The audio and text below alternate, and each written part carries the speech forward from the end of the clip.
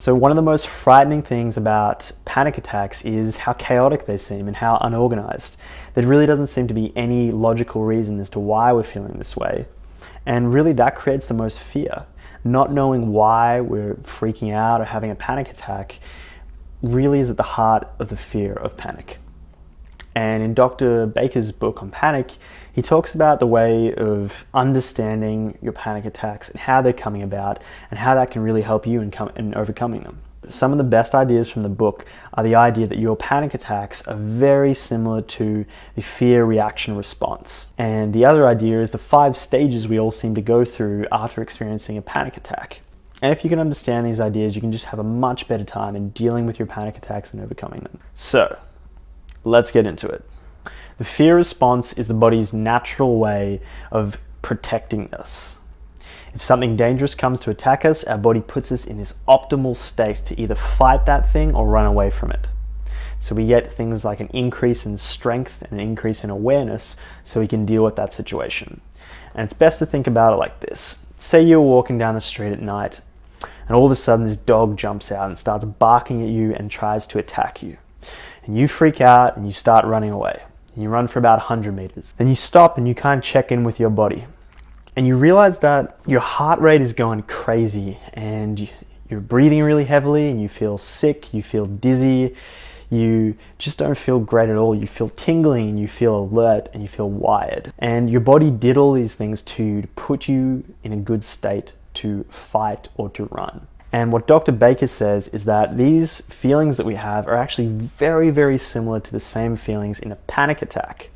The only difference is that in the panic attack, we don't know why we're feeling that way. Whereas in the dog situation, you know why you're feeling like that. It's the dog, it was attacking you, it caused all the feelings in your body. And that's why you feel so alert. What really helped me is thinking in terms of I have an alarm system in my body. And anytime there's something threatening coming to attack me or really hurt me, this alarm system is going to be triggered and all these forces are going to be put out there to stop that threat from hurting me. And my body does this to protect me. Everything it does is just out of love for me. It's just trying to protect me. But in the case of a panic attack, that alarm system has been triggered by accident.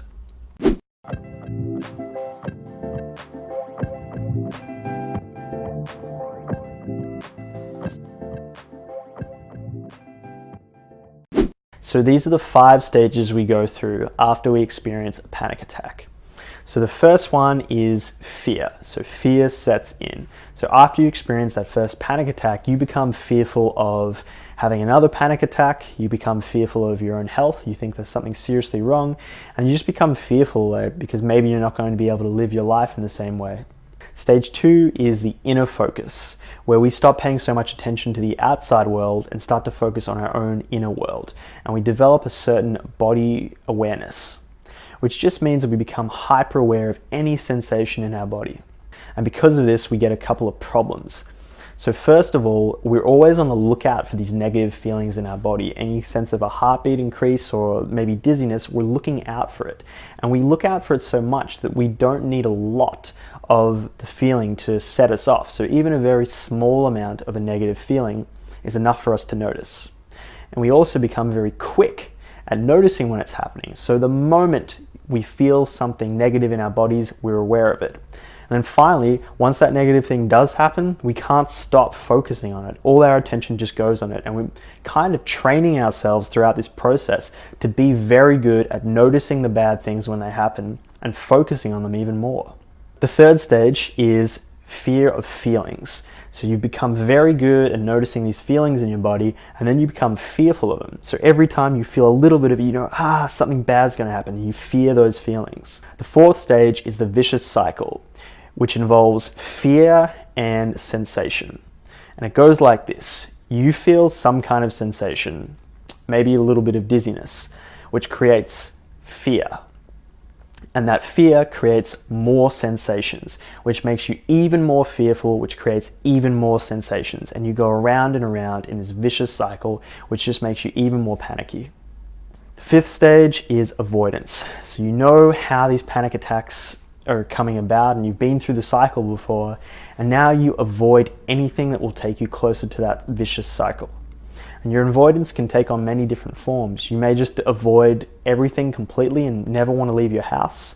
Or you might start taking up some different coping mechanisms like drinking or taking pills before you need to go somewhere that'll make you panicky. Or maybe you just bring something with you everywhere you go, so just in case a panic attack happens, you'll be there to stop it. Those are the 5 stages we all tend to go through with panic. For me, reading about these stages really just helped me normalize what was happening to me, because I did go through all those stages and it made a lot of sense.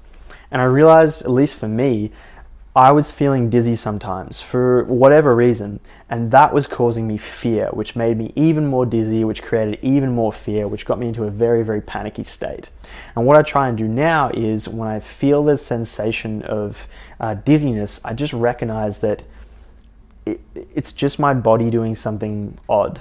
And the biggest thing for me was just to realize that my body is never going to do anything to harm me.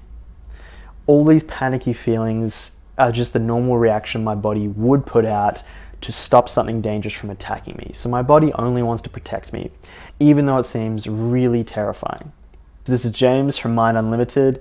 Thank you for watching. I hope this helps out, and I will see you next time.